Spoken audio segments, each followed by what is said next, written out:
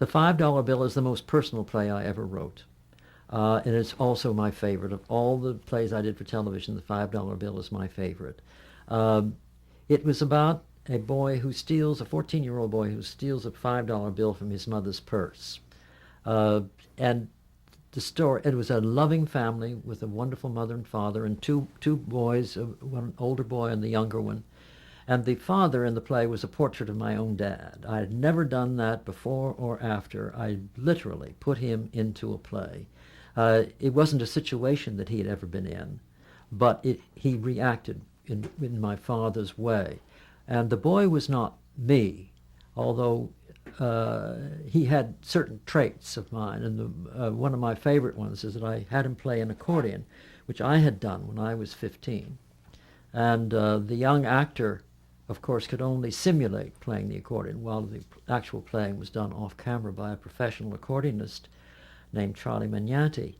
And what always mystified me and also thrilled me was that when it came time to put the play together, the official accordionist, he played The World is Waiting for the Sunrise, which had been my special number when I was 15, and nobody knew that. He didn't know it. It wasn't in the script. That was the song that he chose for this play about my father to have the boy play. And I love things like that because I believe that there's an awfully wonderful mystical things, especially if you're writing something very personal. Hume Cronin and Jessica Tandy played the parents, and they were incomparable.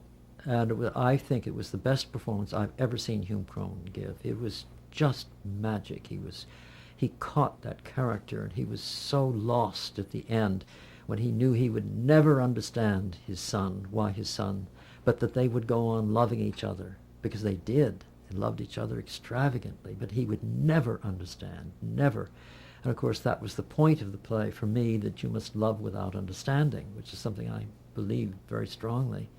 And just to digress for a second, my mother and father sat through the play, and it was a very touching play. And the scene between the father and the son at the very end, when the boy is really more mature than his father, was a very moving scene. And the play ended, and my mother and father sat there for a while. My dad said, "Well, why did he steal the $5, you see?"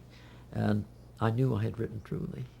But Jessie suffered in the play, unfortunately, because Jessica Tandy suffered because the father and the play was about the father and the son, and they had all the big scenes and the important scenes, and the play was a little long to begin with, and we kept cutting her down, and she lost it one day, and she got very upset about it. She said, I don't have a relationship with anybody in this play anymore. You've cut me down so much. And so we had to get to work and pull it together, and Robert Mulligan directed the play, and he was a wonderful director and fabulous with actors. And it was such a loving company. The boy, Bert Brinkerhoff, he grew up to become one of the great television directors in New York. He did a lot of daytime shows, and he was very touching. And there was a young girl, and then the boy who played his athletic brother. It was such a loving company that they all pulled it together, and they all loved the play. And for me, it was just, it was so wonderful that I never want to see it again, if you know what I mean. It's at the Museum of Radio and Television, and I could have gone to see it many times, but I don't want to. I want to remember it the way I remember it. And I remember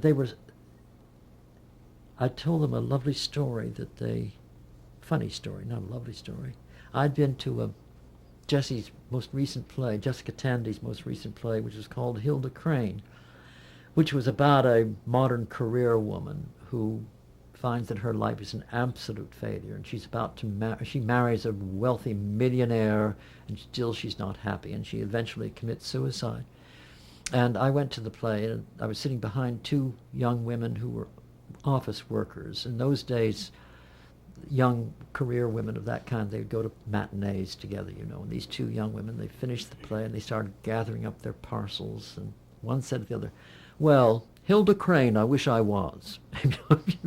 Married to a millionaire, and she has to commit suicide. Jessica Tandy loved the story. She laughed And when we were cutting her down so much, I said, Jessica, I promise you, I will write a play where we kill Hume off in the middle of the second act. And the rest of the time, you just sit back in a chaise longue and you have long, long speeches while people kneel at your feet. She said, it won't work. He'll be behind the camera blowing smoke rings over all my close-ups. They were wonderful. It was one of the great joyful periods of my life was doing that play.